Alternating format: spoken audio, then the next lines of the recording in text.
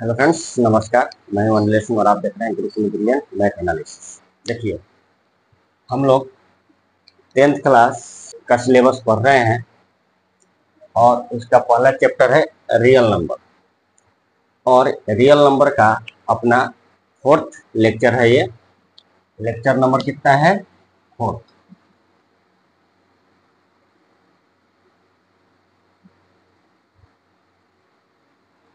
Okay, chapter number 1, lecture number 4th, real number. देखिए, यहाँ पे क्वेश्चन जो है बहुत ही प्यारा क्वेश्चन है और ये ऑब्जेक्टिव टाइप का क्वेश्चन है और सीबीएसई में पूछ चुका है। बोल रहा है find the HCF of the smallest prime number and the smallest composite number. ठीक है, मैंने जो नंबर सिस्टम है उस नंबर सिस्टम में पूरा नंबर चार्ट पढ़ाया था। यहाँ पे सारे नंबरों को डिराइव किया था। वहाँ पे मैंने natural number, even, odd, prime और कंपोजिट नंबर को भी डिराइव किया था बहुत ही डिटेल में। यदि आपको डिटेल में पढ़ना है तो यूट्यूब चैनल पे विजिट कीजिए और वहाँ से आप डिटेल जानकारी ले सकते हैं।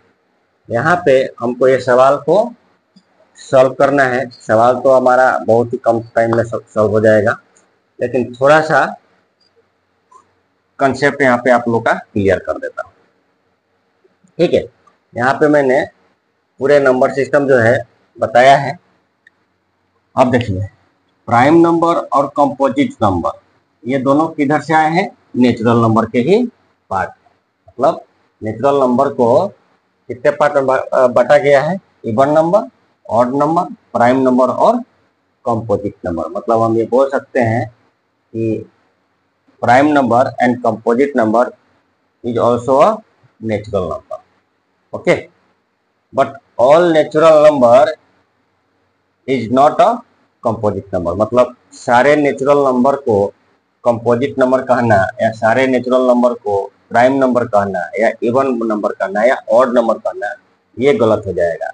जबकि जितने भी इवन नंबर होंगे वो नेचुरल नंबर होंगे, जितने भी ऑड नंबर होंगे वो भी नेचुरल नंबर होंगे, जितने भी प्राइम नंबर होंगे वो भी नेचुरल नंबर होंगे और जो भी कंपोजिट नंबर होगा वो भी नेचुरल नंबर होगा।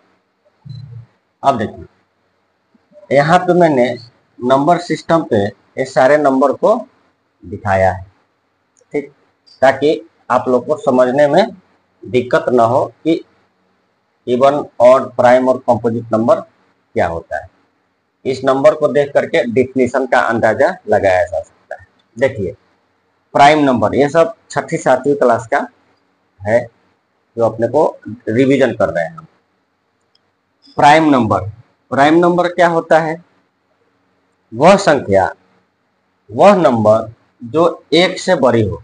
ठीक है, संख्या 1 से बड़ी। मतलब यदि कोई बोले क्या 1 जो है प्राइम नंबर है, ऐसा कभी कभी ऑब्जेक्टिव में पूछ देता है, तो 1 जो है प्राइम नंबर नहीं, इसको हम प्राइम नंबर नहीं बोलेंगे। तो यहाँ पे प्राइम नंबर यानी अभाज्य संख्या की बात की जा रही है। तो अभाज्य संख्या वो होती है जो या तो 1 से डिवाइड हो या तो खुद से डिवाइड हो, लेकिन 1 से बड़ा होना चाहिए। तो 1 से बड़ी वह संख्या, 1 से बड़ी वह संख्या जो या तो 1 से डिवाइड हो या खुद से डिवाइड हो, वो प्राइम नंबर बोली जाती है। मतलब कहा जाए कि अ नंबर ग्रेटर देन 1, ठीक है, a number greater than 1 and divisible by 1 या इटसेल्फ कॉल्ड प्राइम नंबर। अब कंपोजिट नंबर की बात कर लेते हैं। देखिए, कंपोजिट नंबर को जब आप देख रहे हैं यहाँ पे, देखिए 4, इसको भी 2 पार्ट में तोड़ सकते हैं। 6 2 पार्ट में तोड़ सकते हैं। 4 को भी 2 पार्ट में तोड़ सकते हैं, 3 पार्ट में। 9 को भी 2 पार्ट में तोड़ सकते हैं। मतलब ये जितने भी नंबर हैं, नंबर के जो आपको सेट मिल रहे हैं यहाँ पे जो नंबर के सेट मिल रहे हैं, इन सारे सेट को, जो भी नंबर है इस सेट में, इन सबको प्राइम फैक्टर में तोड़ सकते हैं, प्राइम फैक्टर कर सकते हैं इसका। मतलब यदि डिफिनीशन की बात किया जाए, देखिए इसको हिंदी में यौगिक या मिश्रित संख्या बोलते हैं, यौगिक और मिश्रित संख्या। ठीक है, नंबर नाम से ही पता चलता है कि इसका डिफिनीशन क्या होना चाहिए।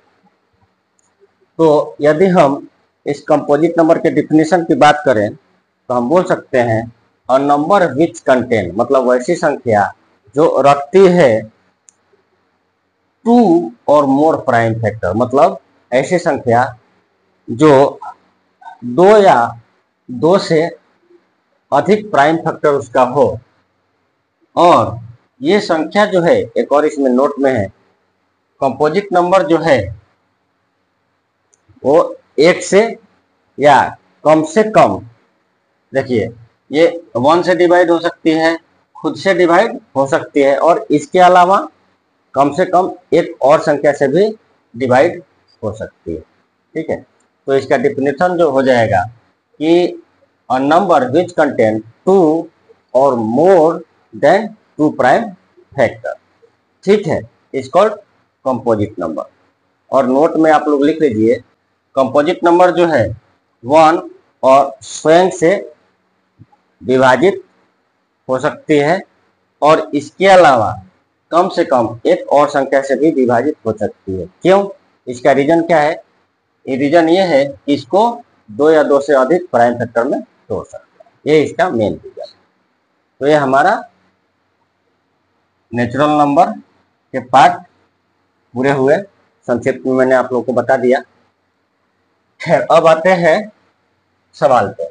मैंने इतना कहानी केवल आप लोग को इस सवाल के लिए बताया है, क्योंकि इस डिफिनीशन में ही जो हम डिफिनीशन पढ़ रहे हैं और यहाँ पे जो आप लोग को नंबर चार्ट दिख रहा है, उसी में इसका आंसर छुपा हुआ है। यदि किसी बच्चे को प्राइम नंबर और कंपोजिट नंबर में कंफ्यूजन होगा तो थोड़ा सा उसको डाउट हो सकता है और वो सवाल को गलत कर सकता है। इसलिए मैंने सबसे पहले थोड़ा सा आप लोग को ओवरव्यू इसका दे दिया है।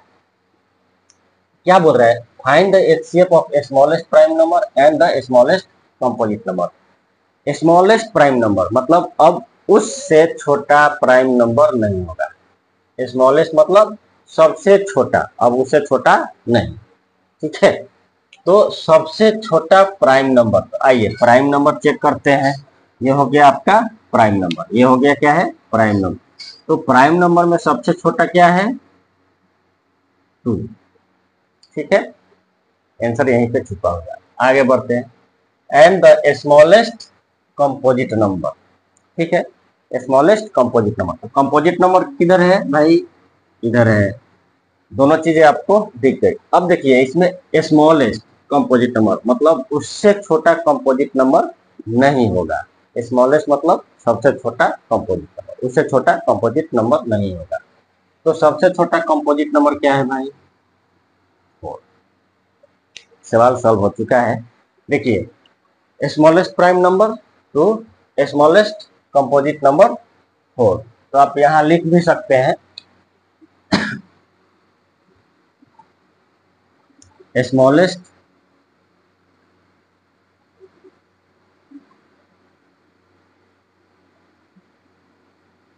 Prime number 2 and smallest composite number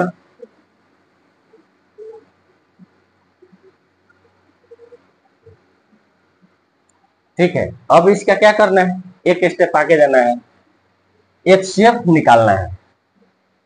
HCF निकालना है। देखिए एचसीएफ और एलसीएम का डिफिनीशन जो है, यदि आपको पढ़ना है डिटेल में डीपली तो यूट्यूब चैनल पे आपको मेरे मिल जाएगा।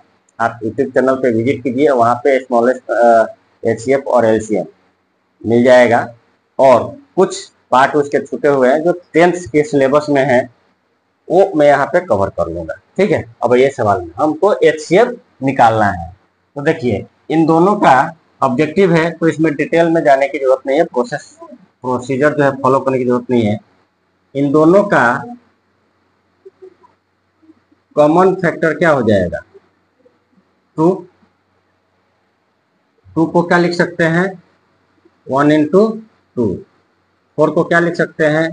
1 इंटू 2 इंटू 2।